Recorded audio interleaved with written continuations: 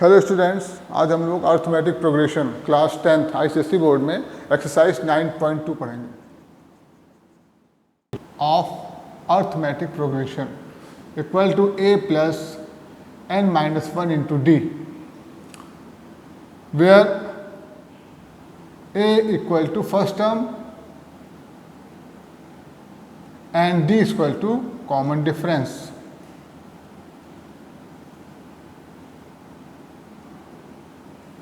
इसको हम पहले डिटेल में बता चुके हैं आपको, ठीक है। सिमिलरली लास्ट टर्म का फॉर्मूला भी यही होता है। Last term of A P equal, इसको एल से रिप्रेजेंट करते हैं, a plus n minus 1 into d. nth term को आप ए एन से रिप्रेजेंट करते हैं और लास्ट टर्म को एल से। दोनों का फॉर्मूला सेम है। यहाँ पे जो n की वैल्यू है वो total terms of A P कहलाएंगे। यहाँ पे nth टर्म है, यहाँ पे n क्या हो जाएगा, total number of terms in AP. अब हम एक्सरसाइज पे आते हैं। एक्सरसाइज 9.2 क्वेश्चन नंबर 1,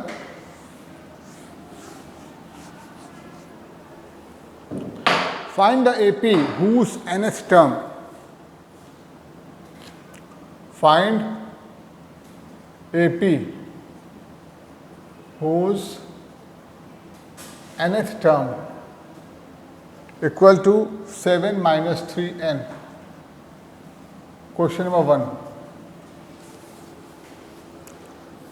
देखिए एपी फाइंड करने एंड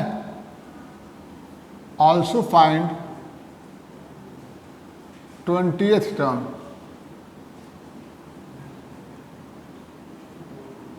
ये क्वेश्चन है आपका। इस क्वेश्चन में nth टर्म का फॉर्मूला आपको गिवन है।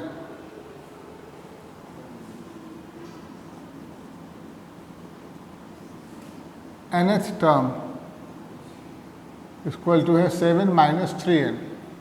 यहाँ पे n की डिफरेंट वैल्यूज़ के लिए हम अर्थमेटिक प्रोग्रेशन के अलग अलग टर्म्स फाइंड कर सकते हैं n की वैल्यू रखते हुए।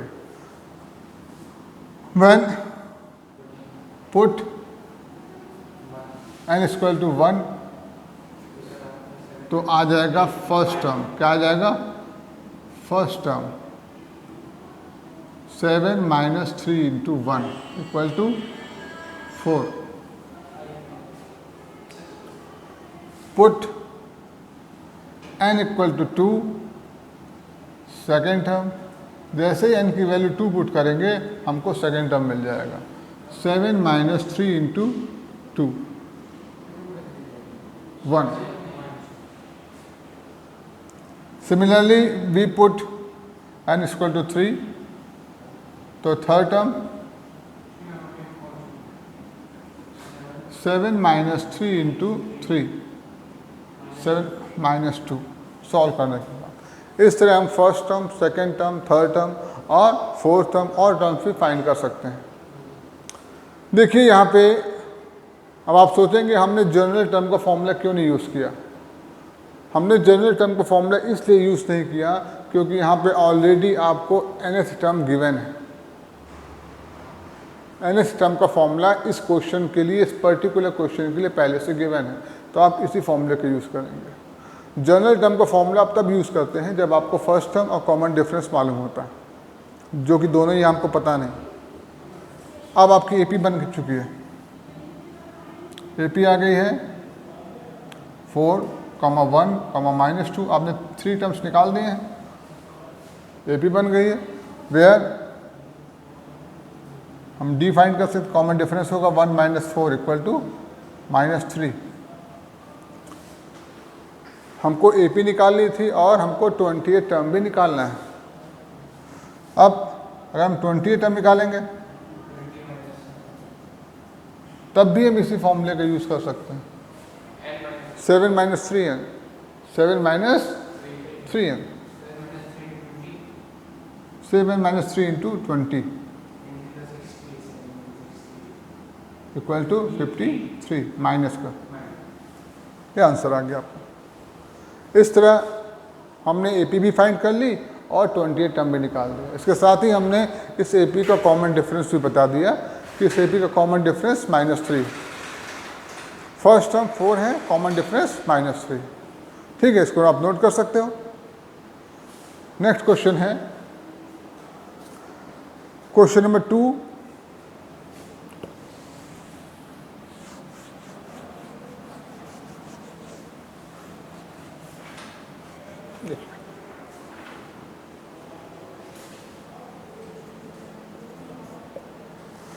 Find the indicated terms in each of the following APs. Find indicated terms. First part में 1, 6, 11, 16 और the number of term A20। आपको A20 फाइंड करना है।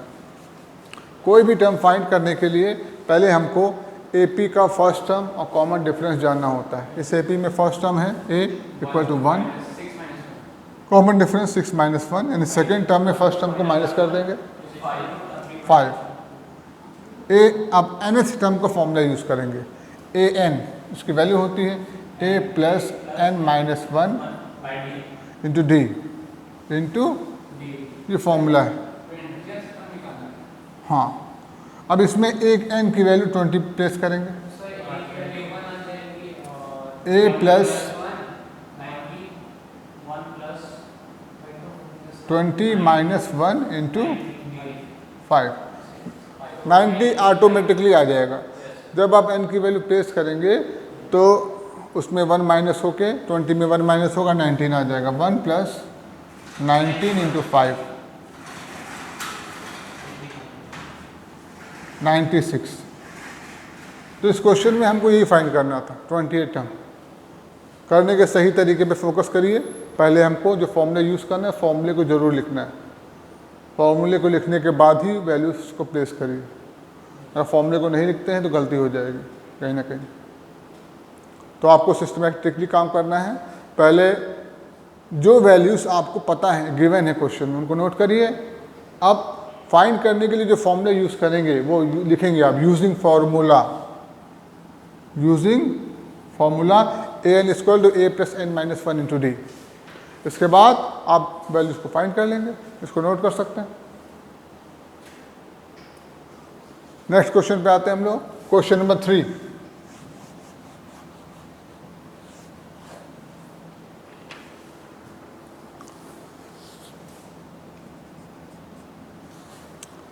Find the nth term and the 12th term of the list of numbers. List of numbers मतलब AP। एक AP given है आपको 5, 2, -1, -4। इसको लिखा हुआ है लिस्ट ऑफ नंबर्स। अब ये AP है कि नहीं पहले हमको चेक करना होगा।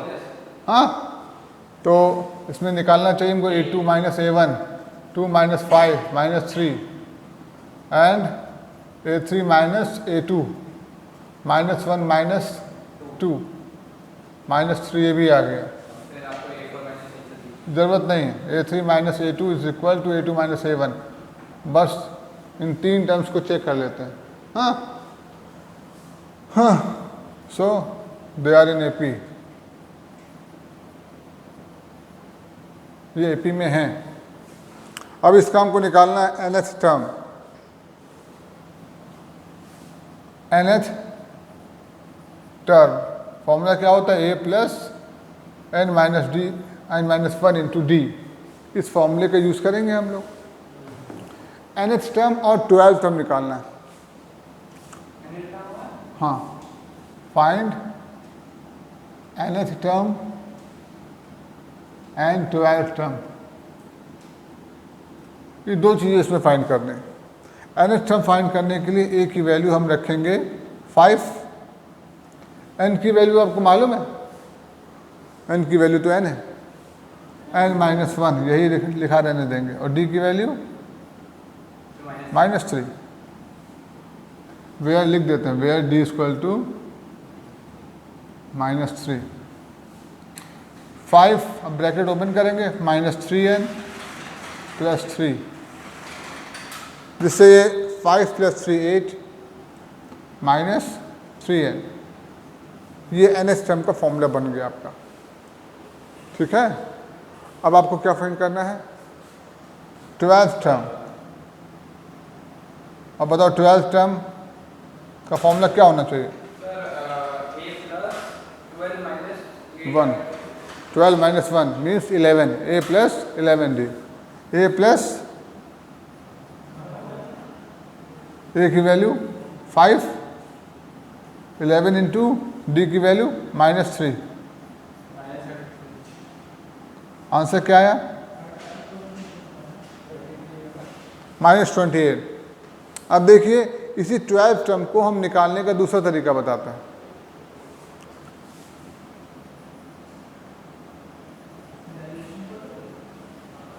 अब आपने nth टर्म का फॉर्मूला बना लिया। क्या बना लिया? 8 माइनस 3n। क्या इससे हम 12th टर्म नहीं निकाल सकते? 8 माइनस 3 इंटू 12, 8 माइनस 36 माइनस का 28, सेम वैल्यू आ गई। आपने इस फॉर्मूले का यूज़ किया तब भी -28 आया, और जो nth टर्म आपने फाइंड कर लिया था उसकी हेल्प से भी आप 12th टर्म निकाल सकते हो। ठीक, इसको नोट करिए।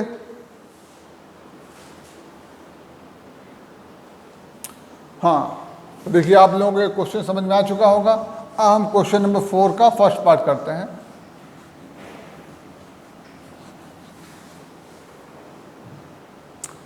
Question number 4.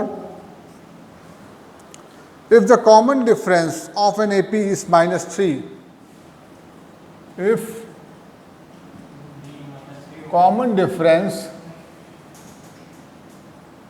is -3 and 18th term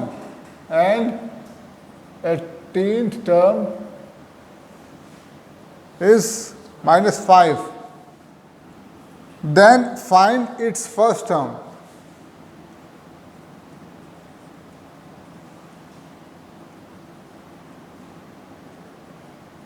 हमको फर्स्ट टर्म फाइंड करना है। कॉमन डिफरेंस -3 गिवन है। अब जब क्वेश्चन में ही गिवन है common difference of an AP, common difference of an AP is -3, then an 18th term is -5। common difference को D से रिप्रेजेंट करते हैं, -3। 18th टर्म का वैल्यू कितनी है? -5। इसका फॉर्मूला होना चाहिए a plus 18 minus 1 into D. होना चाहिए कि नहीं होना चाहिए? फॉर्मूला से ठीक है, a plus n minus 1 into d, a plus 17d,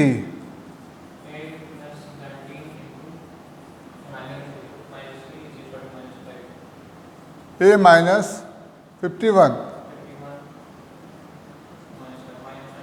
a की वैल्यू -5 प्लस 51, -5 प्लस 51 46, a की वैल्यू 46। हमको इस AP का कॉमन डिफरेंस गिवन था। Common difference of an AP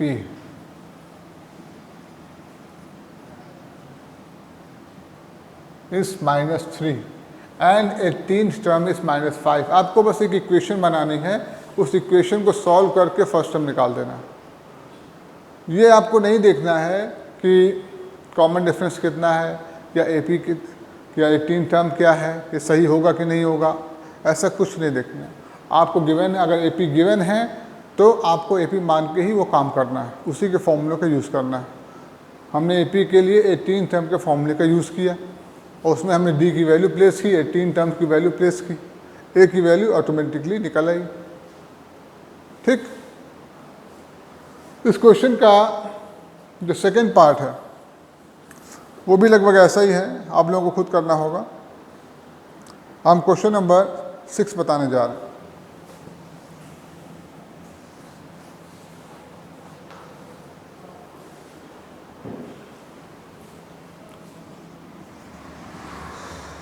check whether minus 150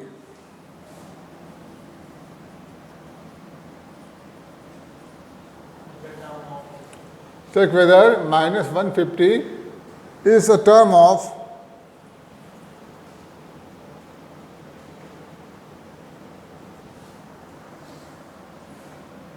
AP 11, 8, 5, 2 and so on।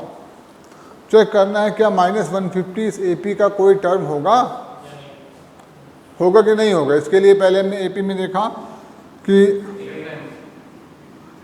First term कितना है, common difference कितना है 8 minus 11, common difference 8 minus 11 equal to -3। अब आप मान लेंगे let nth term b minus 150, इस माइनस 150 को हमने nth टर्म लेके चलेंगे, फॉर्मूला यूज करेंगे an इक्वल टू an की वैल्यू माइनस 150 रखी पहले हमने, इधर वैल्यू रख देते हैं a plus n minus 1 into d equal to minus 150, क्योंकि an की वैल्यू माइनस 150 है, इसको हमने एज्यूम कर लिया। अब वैल्यूज प्लेस करेंगे, a की जगह n माइनस 1 इंटू डी की जगह वैल्यू रखेंगे -3। सबसे पहले हम ब्रैकेट ओपन कर सकते हैं, 11 minus 3n plus 3 equal to minus 150, ठीक है। अब 11 और 3 ऐड कर सकते हैं, 11 3 हो जाएगा 14 minus 3n equal to n वाले टर्म को हम राइट हैंड साइड में भेज देते हैं, minus 150 plus 150 equal to 3n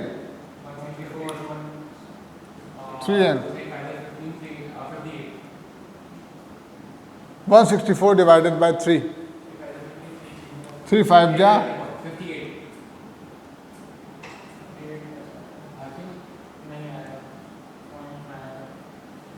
54 2 by 3। क्या n की वैल्यू फ्रैक्शन में या डेसिमल में आ सकती है? नंबर ऑफ टर्म्स कभी भी इस तरीके से नहीं आ सकते, लिख देंगे नेगेटिव भी नहीं आ सकते, not possible. So minus 150 is not a term of AP। इसका मतलब जो हमने एजम्पशंस किया था वो रॉन्ग था, माइनस 150 इस AP का कोई भी टर्म नहीं हो सकता, क्योंकि n की वैल्यू ना तो नेगेटिव आ सकती है ना ही फ्रैक्शन में आ सकती है। So minus 150 is not a term of AP। इस क्वेश्चन को इसी तरीके से करना होगा, इसको आप नोट कर सकते हैं, ठीक है बच्चों। तो इसका जो सेकेंड पार्ट है 6 का, ये फर्स्ट पार्ट हमने बताया, सेकेंड पार्ट भी एज इट इज ऐसे ही करना है आपको। क्वेश्चन नंबर 7 पे आते हैं, 7 का first part.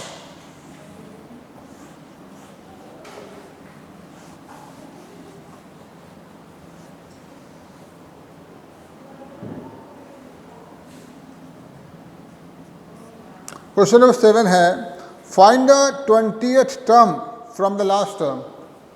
Find 20th term from the last term of AP। 3 8 13 और लास्ट टर्म है 253। 20th term from the last term.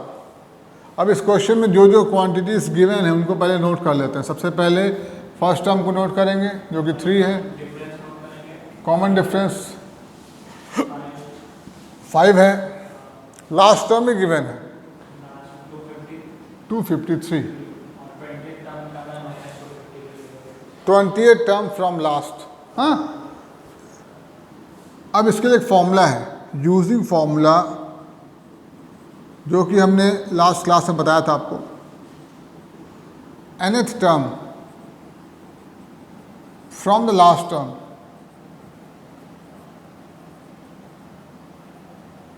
Equal to L minus n minus one into D.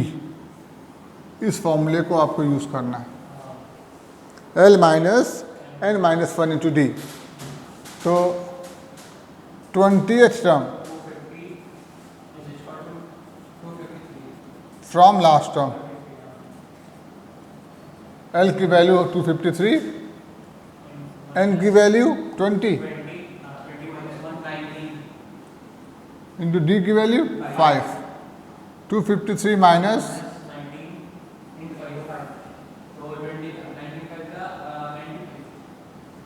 Minus कर देंगे,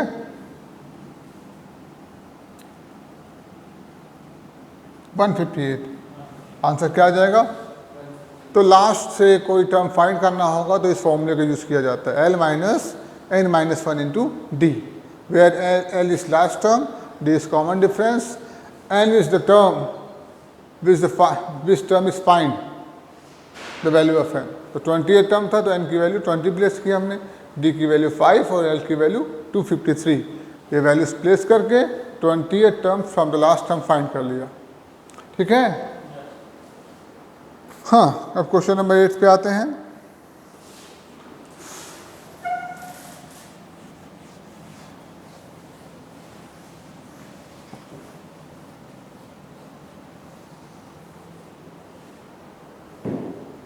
देखिए 8th question, find the sum of the two middle most terms of the AP. Find the sum of two middle most term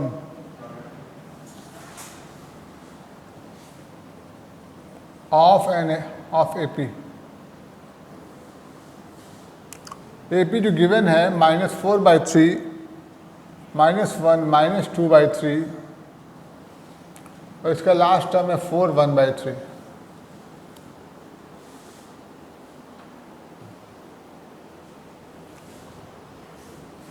सबसे पहले देखेंगे इसमें number of terms हैं कितने। इसके लिए हम ए की वैल्यू नोट करते हैं -4/3, डी की वैल्यू -1 -4/3।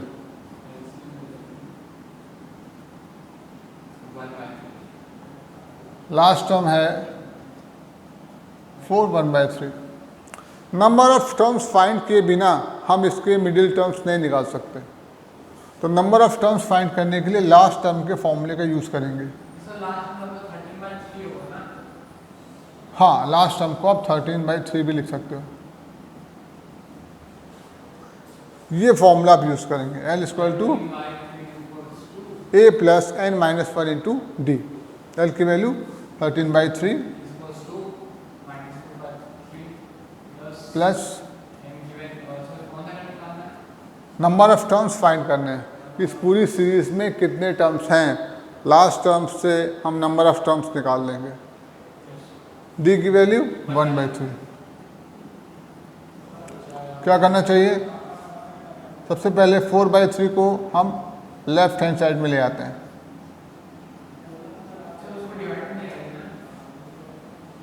माइनस वाला टर्म्स प्लस में आएगा। 17 17/3 = n - 1 1/3। अब देखिए यहाँ वैल्यू फाइंड करते हैं। 13/3 × 3/1 = n - 1। 13 = n - 1। हाँ, 13 + 1 = n। n की वैल्यू निकल आई 14, यानी नंबर ऑफ टर्म्स 14 है। नंबर ऑफ टर्म्स इवन है। जब इवन टर्म्स होते हैं तो 2 मिडिल टर्म्स होते हैं। तब जो मिडिल टर्म्स होंगे, मिडिल टर्म्स का फॉर्मूला होगा n/2th term, n/2 + 1th term अगर नंबर ऑफ टर्म्स की वैल्यू इवन में आती है तो दो मिडिल टर्म्स आप फाइंड करते हो, n/2th यानी 7th term and a term. तो यहाँ पहले आपने चेक कर लिया कहीं कोई गलती तो नहीं की है? बताइए, हमने कोई गलती की है इसमें? आप लोगों ने इस पर ध्यान नहीं दिया है। देखिए यहाँ पे क्या लिखा हुआ है, हमने यहाँ क्या लिखा है, तो गलती का आपको पकड़ी क्यों नहीं आपने? हाँ, कितना हो जाएगा?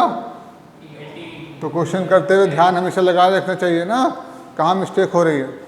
तो n/2 means 9th term comma 10th term. हमको क्या निकालना है? Sum of two middle most term, sum of 9th and 10th term, इन दोनों का सम निकालना है। दोनों को अलग अलग सेपरेट वैल्यू फाइंड नहीं करनी, दोनों के सम की वैल्यू फाइंड करनी है। 9th टर्म हो जाएगा a + 8d और 10th टर्म a + 9d, दोनों का सम करेंगे तो 2a + 17d। a की वैल्यू -4/3, 1/3, 3 LCM -8 + 17 9, 9/3 = 3। कौन सा निकला है? 3। ठीक है, इस तरह पहले आपने नंबर ऑफ टर्म्स फाइंड किए लास्ट टर्म की हेल्प से, फिर नंबर ऑफ टर्म्स से हमने ये पता किया कि मिडिल टर्म्स कितने होंगे। अगर नंबर ऑफ टर्म्स ऑड में आते हैं तो एक मिडिल टर्म होता है, नंबर ऑफ टर्म्स इवन में आते हैं तो दो मिडिल टर्म होते हैं। तो कौन कौन से होते हैं? n/2th term, n/2 + 1th term. इन दोनों का सम फाइंड करना है तो दोनों के फॉर्मूले यूज करके दोनों का सम निकाल दिया हमने।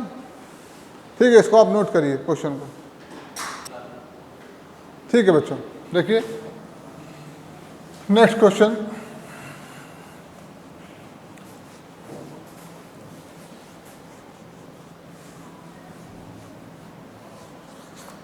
Question number 9th, which term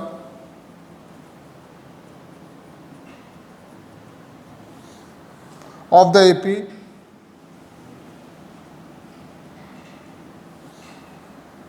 (53, 48, 43) is the first negative term? Is the first negative term? ठीक है, इसका कौन सा टर्म इस एपी का फर्स्ट नेगेटिव टर्म होगा? ऐसा क्यों होगा? क्योंकि देखिए एपी के जो टर्म्स हैं वो लगातार डिक्रीज हो रहे हैं, डिक्रीज हो रहे हैं, तो कहीं ना कहीं जाके ये नेगेटिव टर्म पे आएगा। तो सबसे पहले first term 53, common difference 48 - 53 -5, let nth term be first negative term. अब इसको कैसे यूज करेंगे? यानी an इज लेस देन 0, नेगेटिव टर्म जो होगा वो 0 से छोटा होता है। हमने मान लिया nth टर्म नेगेटिव है तो an इज लेस देन 0। an की वैल्यू होगी a + n-1 × d, जिसमें से a और d की वैल्यूज हम प्लेस कर सकते हैं। हमको दोनों वैल्यूज पता है। 53 n-1 × -5 less than 0। 53 - 5n + 5 bracket open कर दिया हमने। 53 + 5 58 लेस देन 5n। -5n को हमने राइट हैंड साइड में भेज दिया। इसको हम लिख सकते हैं 5n > 50। जब हम इस पर लेफ्ट हैंड साइड और राइट हैंड साइड को इंटरचेंज करते हैं तो ये बीच का साइन चेंज हो जाता है। हाँ, 50 लेस देन 5n और 5n ग्रेटर देन 50। 50 नहीं है, 58 है। कितना है? 53 प्लस 5 मिलके 58, जिससे n की वैल्यू क्या आ जाएगी? 58/5।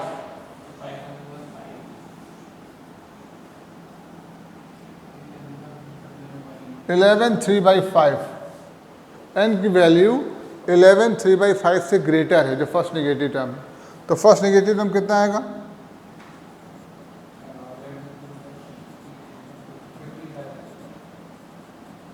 हाँ, 12 टर्म होगा। देखो 11 पॉइंट, अगर इसको पॉइंट में निकालते हैं तो 11.6 आएगा। क्या आएगा? n की वैल्यू पॉइंट में नहीं आ सकती ना, लेकिन इससे बड़ा इंटीजर कौन सा होगा ये आपको बताना है। भाई n इक्वल टू 11.6 नहीं लिखा हुआ है, लिखा हुआ है n इज ग्रेटर देन 11.6। तो 11.6 से जस्ट बाद में जो कौन सा इंटीजर आता है? 12 आता है। इंटीजर पूछ रहे हैं, 11.6 के जस्ट बाद कौन सा इंटीजर आता है? 12 आता है। आपको इंटीजर देखना है, क्योंकि n की वैल्यू इंटीजर में आएगी, फ्रैक्शन में या डेसिमल में नहीं हो सकती। तो 11.6 के जस्ट बाद में 12 टर्म आएगा। तो 12 टर्म इसका फर्स्ट नेगेटिव टर्म होगा। यही आपको फाइंड करना था, और उसकी वैल्यू भी फाइंड करनी होगी आपको। तो a12 कितना होगा? a plus 11d, 53 plus 11 into d की वैल्यू -5, 53 माइनस 55 इक्वल टू -2। देखिए फर्स्ट नेगेटिव टर्म कितना आया? -2 आया। फर्स्ट नेगेटिव टर्म -2, 12 टर्म है और -2 इसकी वैल्यू है। ठीक, नोट कर सकते हैं आप लोग इसको।